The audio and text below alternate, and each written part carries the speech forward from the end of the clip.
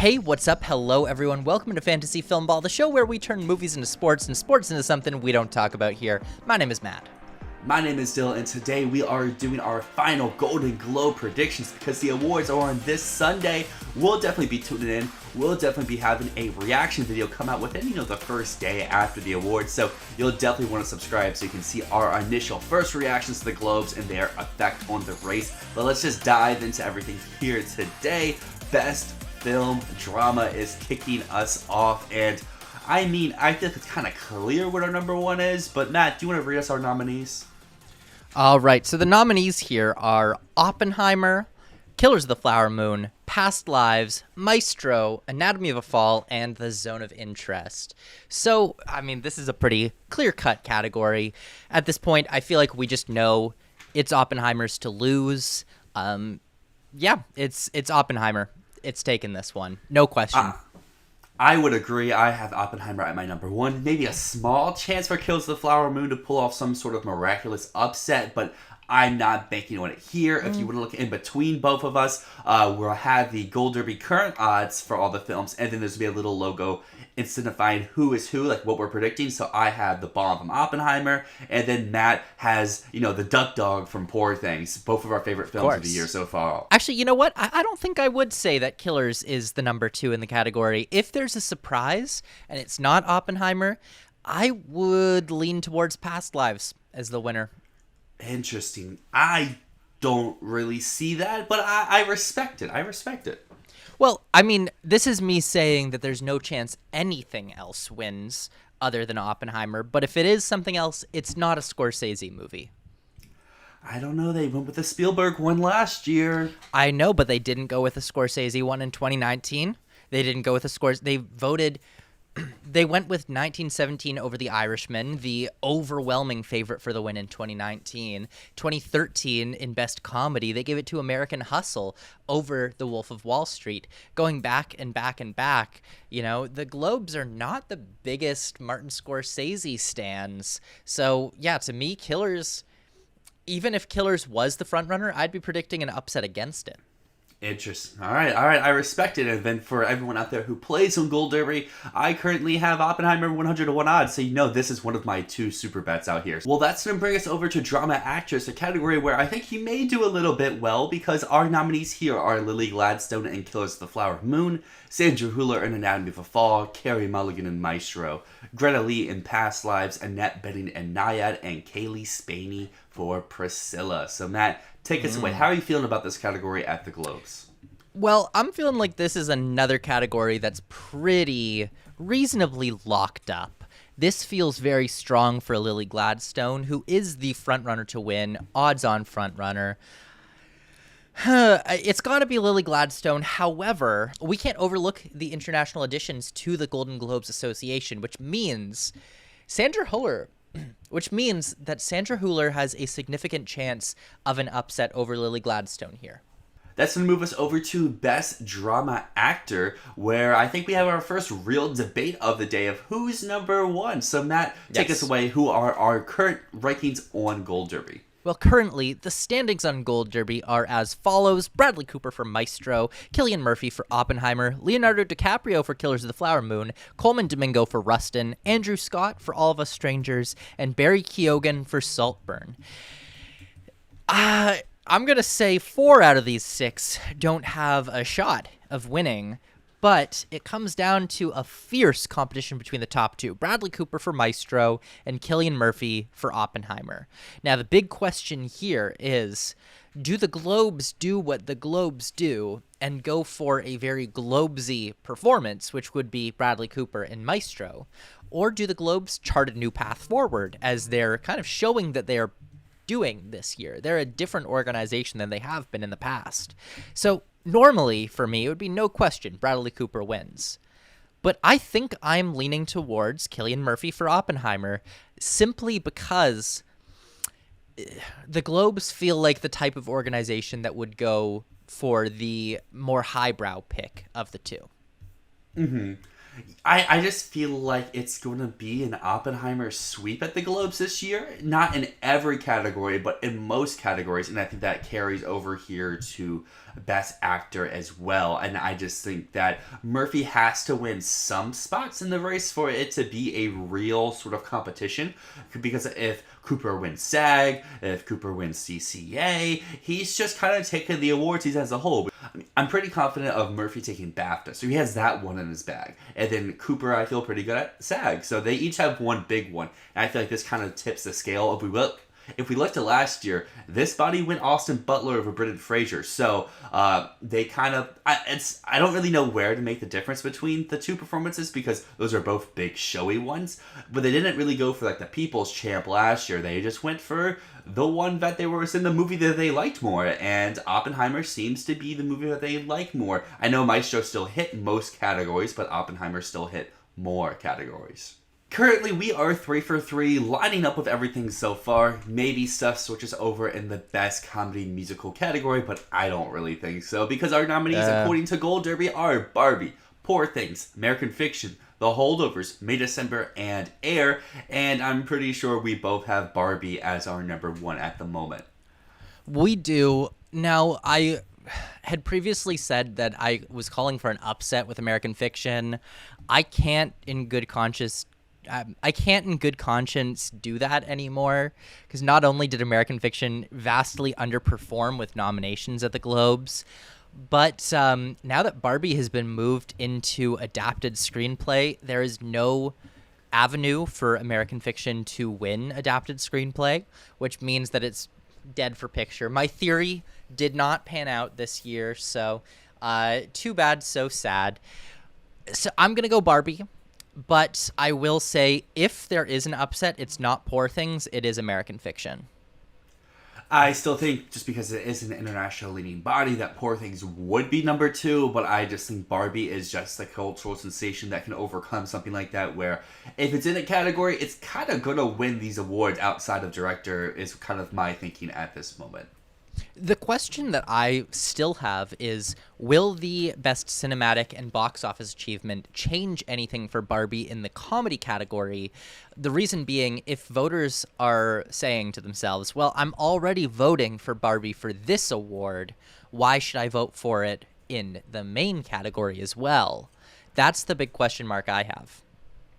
I mean, I personally don't think that will be a problem for voters because it's different awards, but maybe it could be. But there's also, I think, a very good chance that Barbie's not winning box office achievement. That's going to something else, where Barbie very much is winning comedy musical. The next category we'll talk about is the Best Comedy Musical Actress category, where the nominees are Emma Stone for Poor Things, Margot Robbie for Barbie, Fantasia Barrino for The Color Purple, Natalie Portman for May December, Alma Poisty for Fallen Leaves, Jennifer Lawrence for No Hard Feelings. And, I mean, I think it's clear to me that Emma Stone in Poor Things is the winner here. I have a feeling we're going to line up again on this one, right, Dyl? Yep, we both have Emma Stone. I would have said before nominations, Fantasia Barrino poses a pretty good shot to maybe upset, but The Color Purple's performance at the Golden Globes just shot that out of the window. No chance of that at all, because like the track record had been, if you are a musical and you're in the comedy and you're in like a Best Picture race, you're winning that award, or one of your actors are winning their respective awards. So it's like, okay, Color Purple maybe doesn't take comedy musical, but it takes comedy musical actors. But obviously, that is no longer happening. Emma Stone, I feel like, has this in the bag. If they really, really love Barbie, maybe it's Margot Robbie. But because this is a more international leading body, I feel like they'll be fine with Emma Stone and Poor Things. It's not like this is like the old Globes. The old Globes may fade Poor Things a little bit, but how the new Globes is looking, at least based off of nominations, seems Emma Stone's just right up their alley. Yeah, it really looks that way. That said, yeah, I could see a full Barbenheimer sweep where Barbie wins all the comedy categories and Oppenheimer wins all the drama categories, and it's just ridiculous. But yeah, I am going to stick with Emma Stone. Makes a lot of sense to me. Then that brings us over to Best Film Comedy Musical Actor, where Goldberry currently has Paul Giamatti out front for The Holdovers, Jeffrey Wright in second for American Fiction, Matt Damon in Air, Timothy Chalamet in Wonka, Nick Cage in Dream Scenario, and Joaquin Phoenix for Beau is Afraid. Such an inspired nomination, but zero shot to win this category. Yes, and this might actually be the first place where we differ, because I'm sticking with my guns that American Fiction is stronger than The Holdovers, and I'm going to go Jeffrey Wright as my winner here. Well, I hate to be boring, but I also have Jeffrey Wright over Paul Giamatti in this category as well. Wow. Okay, we're sticking the same. Damn. Okay. Yeah, I don't like that, but I think we're the only people like that, so I'm willing to stick on that bridge with you for a little bit longer, just because I just don't buy Giamatti and Holdovers being a win contender. I don't buy Holdovers being a picture contender in terms of a win, and I still don't think with Barbie moving out the category that it's number one in original screenplay. I just think that the Holdovers is a very vocal minority, and I think that's been showing through some of these precursors where it's either underperforming, it's not winning people's prizes. It's still a Best Picture nominee, don't get me wrong. It's like number 6, number 7. But I just think that in screenplay, I think that if Past Lives is in the category, it's in picture. I've been saying all year long, I don't know how to do Past Lives because if it's not winning screenplay, I can't put it in picture with no other nominations. Now that Past Lives is the frontrunner, I would say, for screenplay, with Barbie gone, easy in picture, it's women talking all over again. And I would even go as far as say, if it's not Past Lives, it's Anatomy of a Fall. I would say it's number 3 in picture, in my opinion, because it is, at this point, it's winning original screenplay. I do not buy Past Lives for that category. I especially don't buy Anatomy of a Fall. I think that's wild that you would say The Holdovers is even behind that. The Holdovers is a much more typical screenplay winning script than either Past Lives or Anatomy of a Fall. This is really one of those quintessential screenplay wins that you get. So, to me, The Holdovers is much stronger than you're giving it credit for, especially with Barbie out of that category. With Barbie in the category, yes, it's number 6, it's number 7, but now it's winning 2 above-the-line Oscars. That said, I do still think that Jeffrey Wright has a little bit of an edge over Paul Giamatti, which is why I'm sticking with him at the Globes. The reason why I have Wright over Giamatti is when you come out of those movies, almost unanimously, people are like, Wright is the highlight of American Fiction or Sterling K. Brown. But most people come away saying, oh my gosh, I love that Jeffrey Wright finally has our leading role. It's so nice to see him finally get his flowers. This is a chance to give him his flowers. People who come out of the Holdovers, they're talking about Randolph. They're talking about Sessa. They mention Giamatti, but he's not the first name that they talk about. And I think that will showcase in this category. I also kind of disagree with that. I think that there's been an outpouring of love for Paul Giamatti that I've seen really all over the place, definitely over Dominic Sessa. And the next category to talk about is Best Supporting Actress, where the nominees are Divine Joy Randolph in The Holdovers, Danielle Brooks, The Color Purple, Emily Blunt, Oppenheimer, Julianne Moore, May December, Jodie Foster, Naiad, and Rosamund Pike for Saltburn. And we both have to agree here, no matter what you feel about The Holdovers, we have to agree that Divine Joy Randolph is sweeping, right? I currently have it at my number 1, but if there were to be a Globesy win, this is the category where we would see a complete Globes masterclass, where they just go with someone that you're not expecting at all. Who that would be? It wouldn't be a Globes masterclass if you would expect someone, so I don't know who it would be. I could even see Rosamund Pike or Julianne Moore, Jodie Foster. I could see everyone in this category walk away with a win, but I am predicting Divine Joy Randolph to win the category. But again, I just don't see this performance as a sweeper performance, so I think she'll lose somewhere. I just don't think that at Globes is the place that she will lose. SAG is probably the place that she'll lose, or BAFTA. Probably SAG or BAFTA will go with Emily Blunt. I think SAG and BAFTA may go elsewhere, and I think we may have 3 different winners, but I still think that she may be the front runner heading into it. Kind of like how, last year, how we had Angela Bassett for Wakanda Forever, who was kind of like the front runner, but then as we got to more awards, it's like, can she really win here? Can she really win there? And the answer was no. So I still have Randolph, but I'm not as set and sold as she is the winner, like how I wasn't when people were promoting Danielle Brooks as the winner before we really got to these industry awards. Coming to another category where I think it's a pretty close race, a lot closer than I think people may be giving it credit for, is Best Film Supporting Actor, because we have Robert Downey Jr., Ryan Gosling, Charles Melton, Mark Ruffalo, Robert De Niro, and Willem Dafoe. And I could make a case for like 3-4 people, but it's mainly between Downey and Gosling. Yeah, it's absolutely between these two. And where you lean, it's a 50-50 shot. Personally, I'm going to go with Ryan Gosling and Barbie. While I am starting to lean that maybe Robert Downey Jr. will take the Oscar in the end, I do think the Globes go for Gosling. It's just a fun performance that feels more traditionally Globesy. But that said, this is not the traditional Globes. So maybe me going with the more traditionally Globesy performance is a mistake. I want to be different. I had Gosling, but I don't want us to be the same everywhere. So I will flip over to Downey just because, as you mentioned, the Globes are changing a little bit. And Downey kind of fits the new Globes. And again, if the Globes want to do their normal masterclass in one of the supporting categories where they just throw a bone deep off into the sea, I could see Melton. I could. That would be pretty crazy, honestly. Yeah, I don't know if I'd go with Melton as the third pick. I think he's exclusively a critics thing. So I would say if there is a third, it would be Mark Ruffalo. Maybe. I just haven't seen Ruffalo win much of anything so far, and I just don't know if the Globes would be the thing that he would win. But yeah, you say that, and it'd be wild. When the Globes you say that, but when the Globes Masterclass does happen, it is someone like Ruffalo who wins nothing else. They just win one random thing, like Jodie Foster and Mauritanian, where it would just be the most random one. So I guess Ruffalo would be a good shout for something like that. Well, that is now going to transition us into our next category, Best Film Director. We have 6 nominees, and those are Christopher Nolan's Oppenheimer, Martin Scorsese with Killers of the Flower Moon, Greta Gerwig for Barbie, Yorgos Lanthimos for Poor Things, Celine Song for Past Lives, and Bradley Cooper in Maestro. Yeah, it's obviously Christopher Nolan. I would agree. He's number 1. This is where my second super bet on Gold Derby is going for my 101 odds that Oppenheimer sweep that Nolan love. As we talked about last year, and I'm sure that we'll talk about every year as we do Globes predictions, they usually pair up their best film with their best film director. Usually the winner of one of those 2 film categories will also be taking director. So to me, it's Nolan, it's Gerwig. Take your pick here, and Nolan makes a lot more sense. Well, to me, it's not even a conversation of it's Nolan or it's Gerwig. It's just Nolan. He is sweeping the entire season. There is no question about it for me. It's not even worth entertaining a different pick.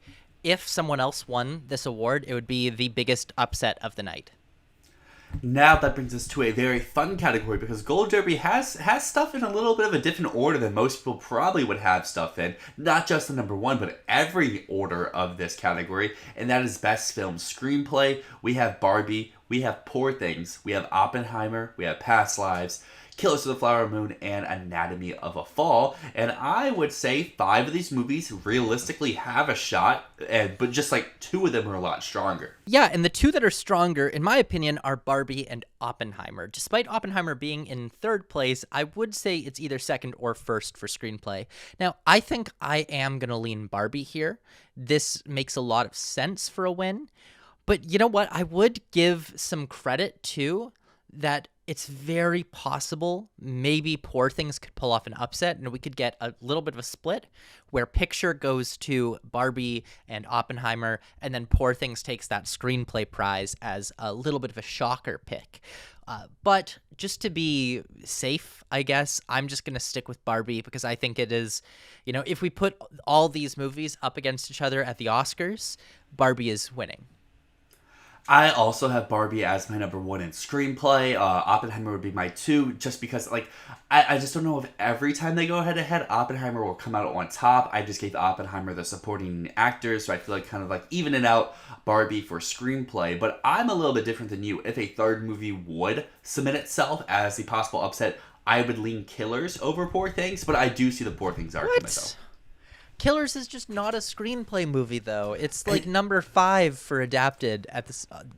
It's like number 5 for adapted at the Oscars it keeps now. getting those nominations everywhere. It hasn't missed anywhere that matters yet. I know, but it's not going to win. Those are sometimes the movies that just do win. Maybe I say it's not going to win and then it wins, but I just do not see that happening. For the next category, we have Best Animated Feature, where the nominees are Spider-Man Across the Spider-Verse, The Boy and the Heron, Elemental, The Super Mario Bros. Movie, Suzume, and Wish. And I mean, we have to say Spider-Man Across the Spider-Verse is winning this. That said, again, it's an international body. Maybe, just maybe, they go with Hayao Miyazaki's The Boy and the Heron as a bit of a more highbrow, artsy pick. Even though Spider-Man Across the Spider-Verse, I would say, is still locked, capital L locked for the Oscar win. The Boy and the Heron could make a bit of an upset at the Globes.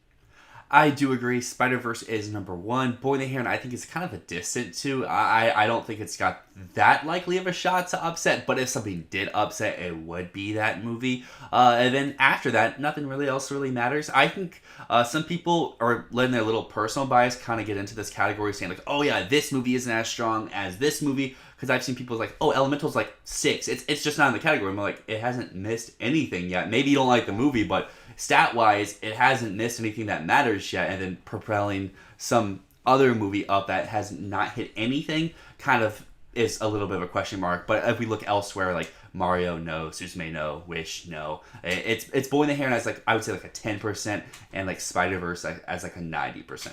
Yes, I would completely agree with you on that. 90% Spider-Verse, 10% Boy and the Heron, but we can't really write off Boy and the Heron entirely.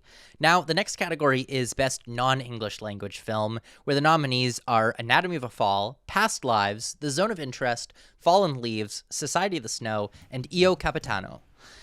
And will we be different? This is the question. I don't know if we will be different here. Now, the front runner is Anatomy of a Fall, but we have to keep in mind that 3 of these movies are all nominated in Best Picture Drama, those being Anatomy of a Fall, Past Lives, Zone of Interest, the top 3.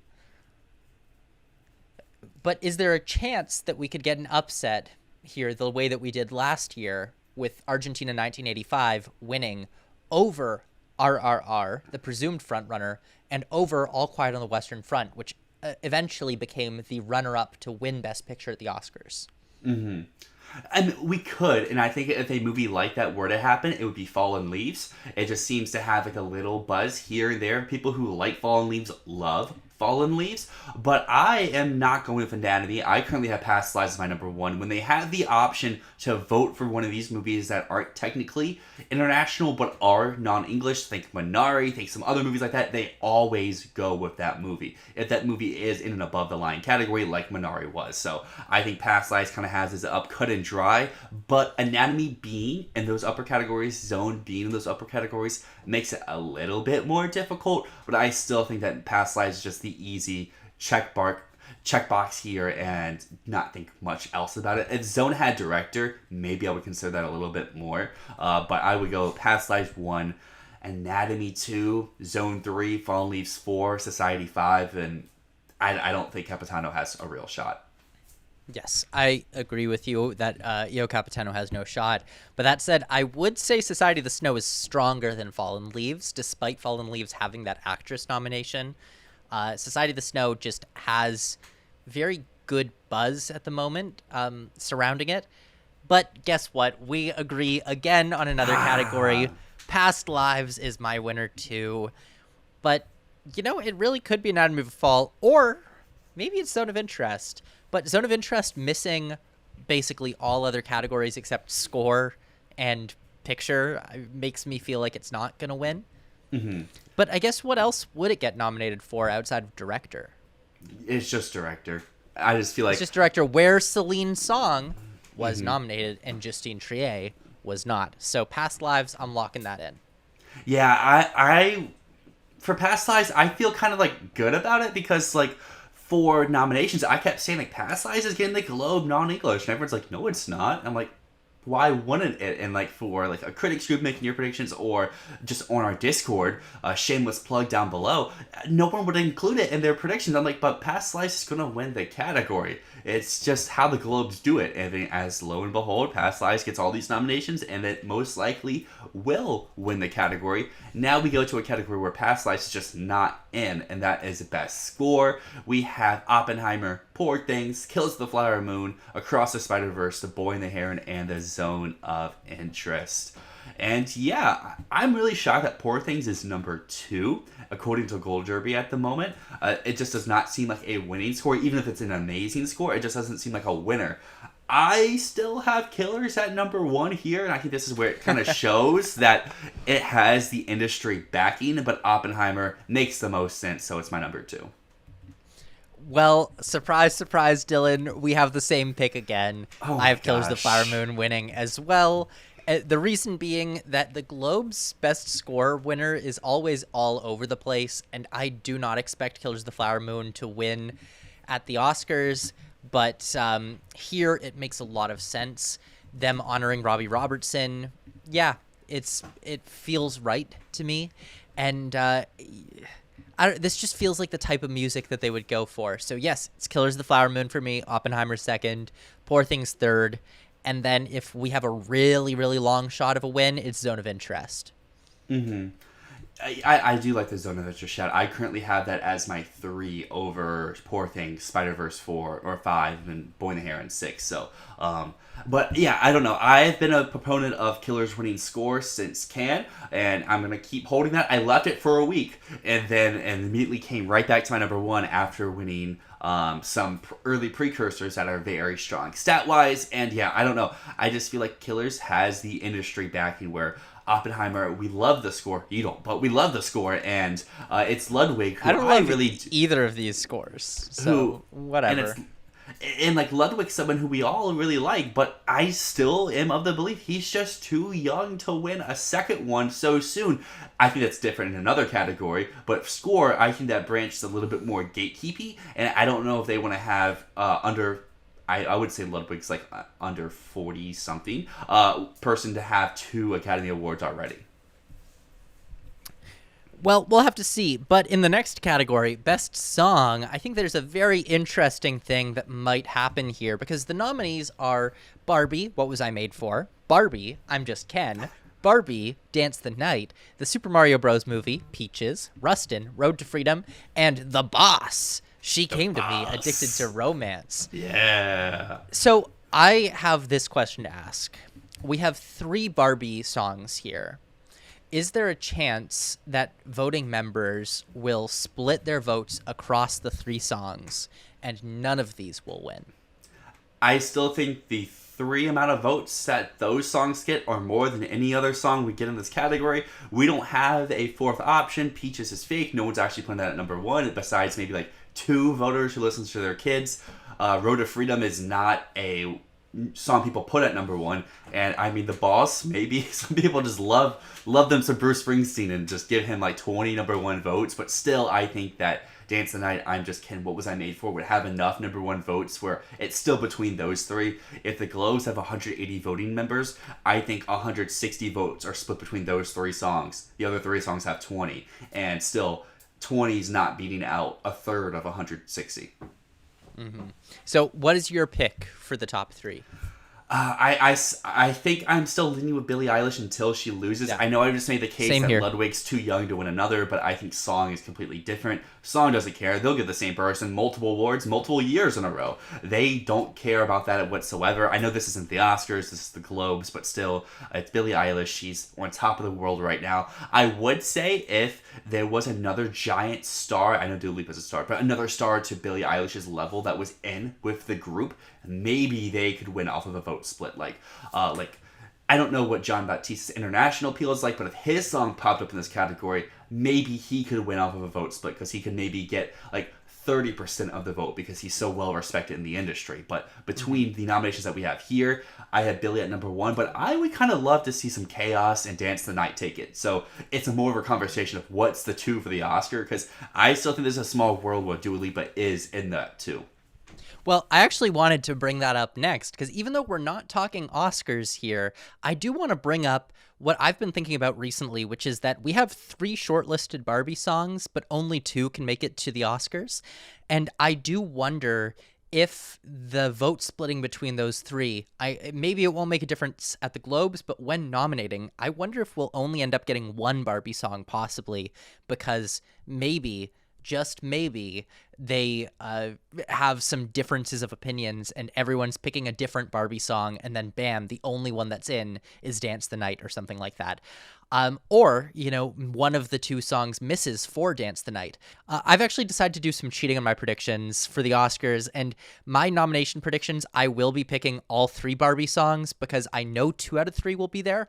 But I have a feeling there's going to be a surprise. And I have a feeling Dance the Night is going to take out one of the other ones, and I don't feel confident in predicting which one, and I don't feel confident in predicting what will replace one of those songs. So instead, I'm going to just boost my odds by picking all 3. Yeah, I mean, personally, think that's cheating, but I'll allow you to do it because It is cheating. We all always say Diane Warren has a song, but we never named the song. Like, some people may have said 80 for Brady, some people may have said Cheeto's song when Cheeto's song was announced, or the documentary song. So, like, they just write a Diane Warren slot. So I guess it's the same thing as that. Now to a category that some people would say helped Barbie cheat its way to the most Globes nominations of all time, but you know what? I'll stand up for cinematic and box office achievement.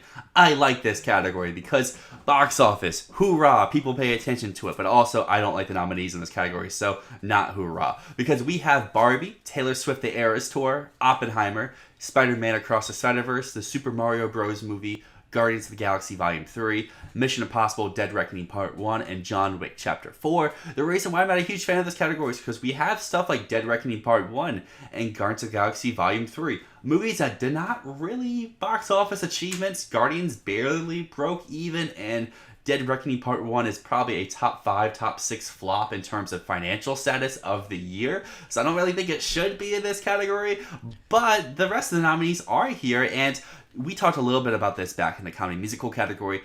I think there's a good shot Barbie loses to Taylor Swift here. I completely disagree. If Barbie loses to anyone, it's to Oppenheimer. I don't think Taylor Swift really has much of a shot here, despite the fact that Taylor Swift's Eras Tour did make a ton of money for AMC and kind of changed the model of how you could release films. This is Barbie's year. It's Barbie's year, and we're all just fortunate to be in it. So, I don't know. It's Barbie, Barbie, Barbie, and if not Barbie, it's Oppenheimer for the fact that it is a big budget auteur drama film with no action that somehow almost grossed $1 billion. What I think here, at least looking at the nominees, is they aren't really looking at profit margins. They are just looking at titles, because something like Dead Reckoning or Guardians of the Galaxy made it in here. So if they're looking at titles and they're just looking at total grosses, Barbie makes the most sense. Eras, because it's the highest grossing thing of its own type. Or even maybe they love themselves some cartoon Italian plumbers and Mario pulls off a giant upset here. I think Oppenheimer would be 4th down the line in this category, just because if they're gonna go with something like that, they just have other options of Barbie, of Mario, of Taylor Swift. And I mean, you talked about in the comedy musical category, would they give Barbie both? Well, they give Oppenheimer both. To me, that says no. You would just give Oppenheimer drama if you're going to give it one. I don't know, man. Like, the thing is that it's the narrative around the films, right? That's why Mission Impossible, Guardians have no chance of winning, because the narrative around them is that they were flops. The narrative doesn't matter because they got in. If narrative mattered, other movies would have got in. I think, we can agree that they're cowards for not nominating Sound of Freedom, but I do just think when it comes to a win, if you think box office achievement, you do think Barbenheimer. You think, oh my God, these two movies got people to go back to theaters dressing up in black and pink, right? Like that's the achievement of the year. I don't think Taylor Swift has that same magnitude.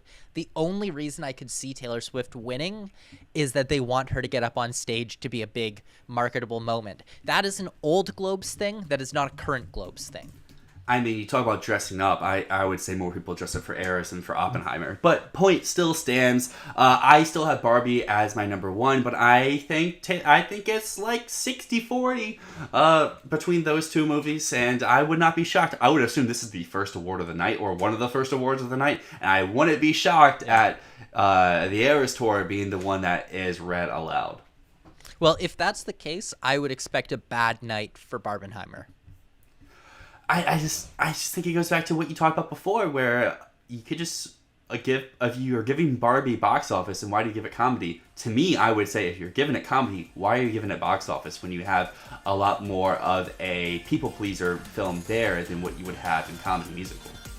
Well, everyone out there, let us know down below who you think will be winning some Golden Globes. Is it a Barbenheimer sweeping every category possible, or will some movies like Taylor Swift, The Eras Tour upset in their respective categories? But until next time, my name is Dyl. And my name is Matt, and this has been Fantasy Filmball.